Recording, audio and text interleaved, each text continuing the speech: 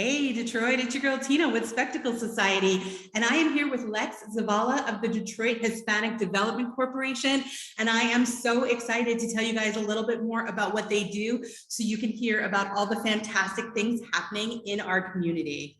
Lex, thanks so much for joining us. Well, thank you for having me. Absolutely. I'm wondering if you can tell us a little bit more about the DHDC. Yeah, sure. The HCC, we are a full family service organization. We help everybody and the people who slip through the cracks. So we are a safety net for our community. And we provide services to the parents all the way down to the babies.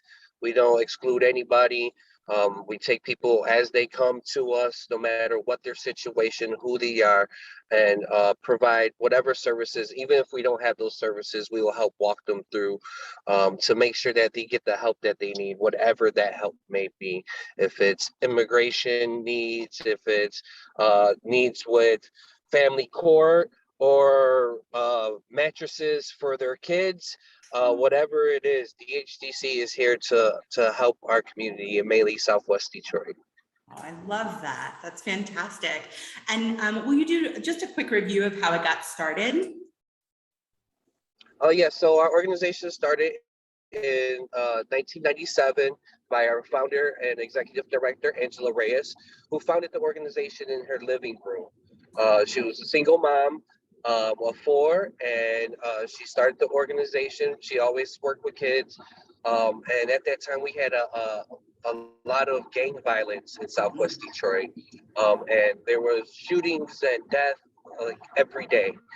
Um, so Angie and a couple other community members were able to gather the leaderships of the gangs together, and they met at St. Anne's Church. That was a neutral territory.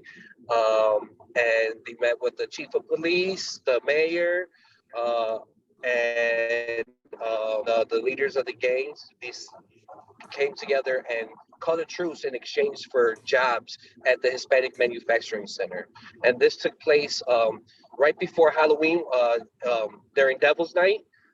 So actually the term Angel's Night came from this truce that the leaderships of the gangs said that they will be angels for the night and help patrol the community on Devil's Night to make sure that the community was safe. So it's one day these people were shooting at each other. The next day they were literally patrolling the streets, keeping the streets safe, and then working together. So several of these they're all much older men now, and some ladies are now, prominent business owners in the community. They are successful. They still hang out, and it was a great success. It actually brought Al Gore came down to see the program and how much of a success it was. So it was a tremendous change for our community, and it completely changed the trajectory of how our community was viewed, and it made way for development. It made way for a lot of things to change in Southwest Detroit because the streets were no longer as violent as they used to be, and it literally made the streets safer. I got chills while you were saying that. I was like, oh my God, that's just so powerful, right? Like how one woman just says, this is enough. And then it's like, we have to do something and pulls everybody together. Like, that's incredible to me. I'm so impressed.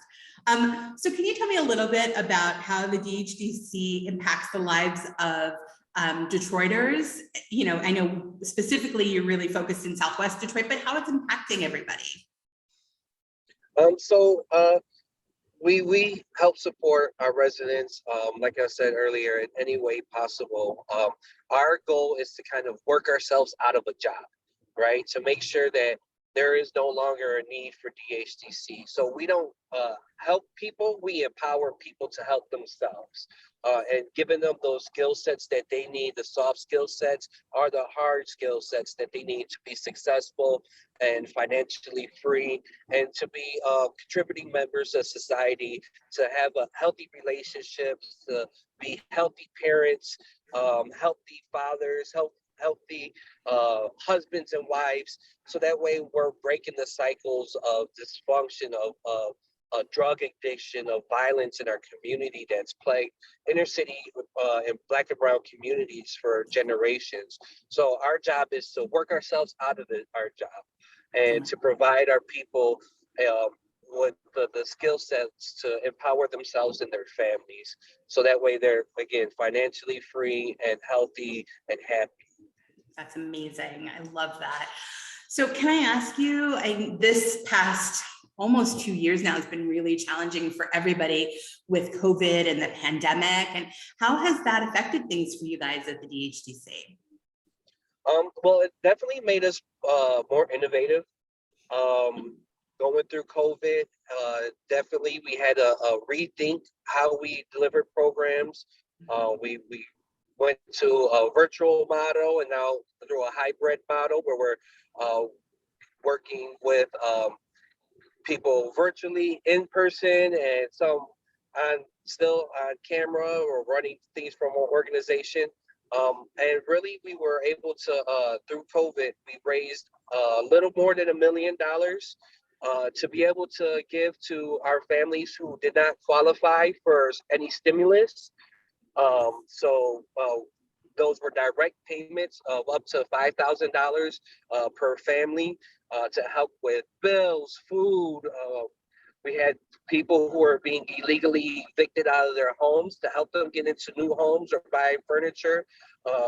So we were able to do that. We also gave away 200 laptops to help bridge that digital divide that was going on, and 300 hotspots with a year's service that we had donated from T-Mobile. So we were really, really active. I think we reached actually, our average is 5,000 people a year. We reached 48,000 people during the first year of the pandemic. Yeah. So we were working 10 times longer, twice as hard, virtually, really providing services for those who were slipping through the cracks that the federal government, state government were not able to help. So like I said, we are that safety net for our community in a lot of ways. And we're still going through it, through different changes and things like that. So having to reimagine our space, change our policies and procedures to make sure our kids that come into the building are safe. So it's been a constant change and challenge, but has definitely made us more agile, more versatile. And, it really showed us our grit and our savvy to be able to still provide to our people that we service and be able to expand to 10 times as many as people during COVID. Yeah, that's incredible. 48,000 people helped directly is amazing. And the fact that all of those families got the funds that they so desperately needed, because although, some people were getting, there were plenty of people in our city who just weren't, right? Who didn't qualify in a lot of ways. So it's amazing how you guys were able to step up. Yeah. And the laptop and hotspot connection is incredible. I had no idea about that. And that's really helpful for people to be able to maintain work through that time, or for kids to be able to maintain schoolwork when there's no in school, service. So that's really incredible and generous of you guys. It's amazing. Thank you. Yeah, of course. It's so exciting to hear about. So, that we are highlighting you guys because we want all of Detroit to kind of know more about what you do. We are going to put this to our community to, find out where they'd like our money to go in our community investment fund. We put 5% of our sales all year long aside, and we do want it to go where the community would like it invested. So I'm curious about maybe some of the programs the money would go towards if the community chose the DHDC to receive these funds. So they will actually go to spread across all of our infrastructure to help support the organization. Grants are awesome, but they often don't cover all the expenses that are needed to run an organization. So we're always having to find resources to pay for our lights, to pay for toilet paper, to pay for gas to pick up kids, or food to feed our participants, things like that grants don't pay. So these these dollars will go and help support all of our programs, whether it's our family department, adult education, youth. It will go to help entire families be able to access our services and to make sure that we have the capacity to be able to provide these services to our families. So it would be a tremendous help to us to be able to fill those gaps that our grants don't cover, to be able to continue the work that is needed in our community. Wonderful. Oh, so exciting. I'm really so glad to be talking to you guys so we can kind of highlight some of the need that's out there and how, you know, all of us can kind of help. I did want to touch upon 2 of the youth-based programs that you have, because I'd love for people to learn a little bit more about it. So could you tell me a little bit about the Urban Arts Academy and the Robotics and Engineering Center of Detroit? Yeah, sure. So the Urban Arts Academy started 17 years ago. We started out as a last chance high school through Detroit Public Schools. And then the funding went away for that, but we were able to graduate 50 high-risk youth. It was a credit recovery program. So we graduated a bunch of kids who didn't have a chance to graduate from high school, who were quote unquote high risk, or now the opportunity youth. So ages 19 to 16. And we were able to graduate 50 of those kids. And after that, it turned into an after school program. So basically what it is we use hip hop and arts as a violence prevention model. So we gave kids the opportunity we have a music studio, video production studio, graphic design and technology lab. So the kids are able to use this technology, not just to create, but to express themselves, to be able to talk about the trauma that they went through in a positive way, through art, through culture, through music, and really be able to use the arts and hip hop as a way to bring the youth together and give them an outlet, and then also prepare them with some type of job skills or college preparedness. So that's where the Urban Arts Academy, we specialize in, and especially with disconnected youth who haven't been in school for years, or haven't had a job in years, or things like that. They're able to come to us, work through the trauma that they've gone through, gain some skills, and then be placed in college or a job. And 98% of our kids that go through that program go on to secondary education. Wow, that's amazing. Oh my God. I love the opportunity that they have to express themselves, to work through some of that trauma, because those things run deep. And often in day-to-day life, it's really hard to get an opportunity to express. People don't necessarily take the time to listen to kids, you know? And I love that you guys give them the space and the opportunity and the encouragement to do that. That's amazing. And then the Robotics and Engineering Center. Can we talk a little bit about that? The Robotics and Engineering Center, it's we call it the Rec Center. It is we host 10 high school teams and 4 middle school teams. This is around almost 200 youth that participate in this program. And they are learning how to build industrial sized robots for competition.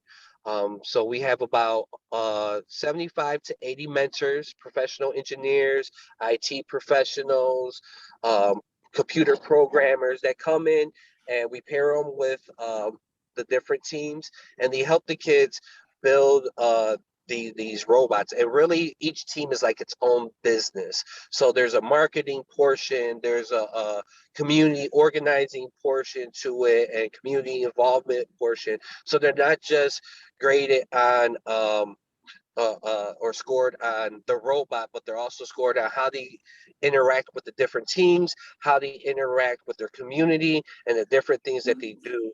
The way they market, the way they fundraise, they have to be able to present their business plan and why they built this robot and why they chose the different things that this robot does.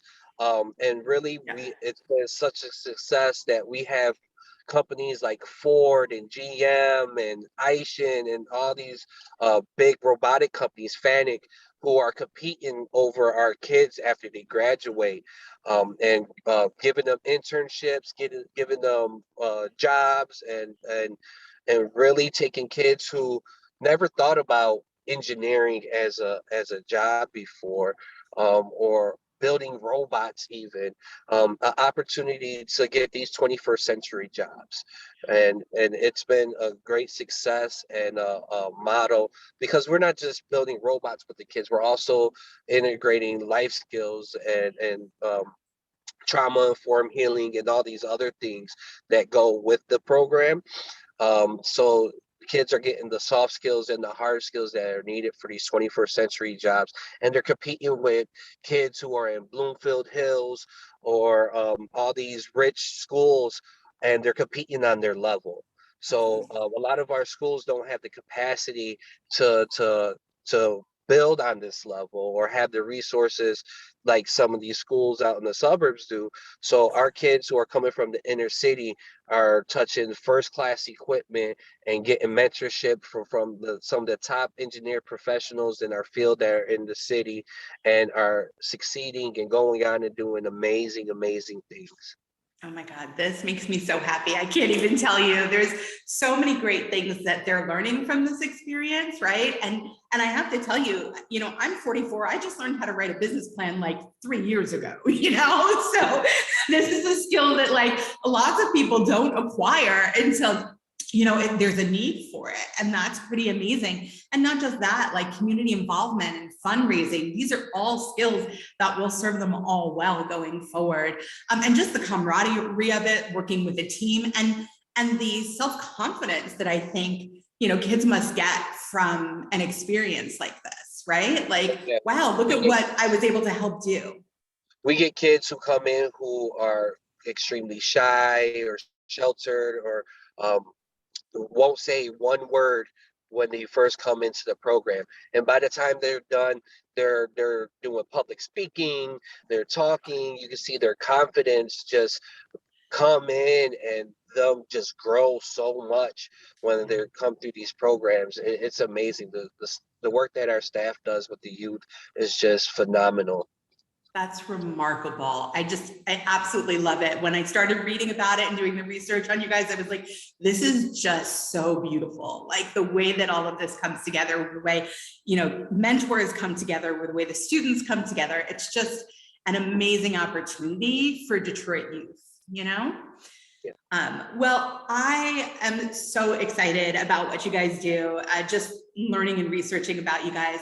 And I am hoping that everyone watching is just as excited about all of the programs that you bring to the city. So I'm wondering if you can tell all of our viewers how they can get involved. What can they do to help? Are there ways that they can help make an impact for the DHDC? Yeah, so there's several things that can be done. If you just go to our website, www.dhdc, the number 1.org, there is a volunteer form on there if you are interested in being a mentor. There's also a donation button if you're interested in investing in our mission. You could be a part of, helping us build out our organization. We also have our Fantasma Market and Cafe that we run every Thursday and Friday. And it's a social entrepreneur incubator program where we're taking startup businesses, people who are starting small jewelry shops, pop-up kitchens, catering services. They come down and just support by coming and purchasing some jewelry and having some food, and enjoying the music from our community members and youth that perform during the Thursday and Friday events.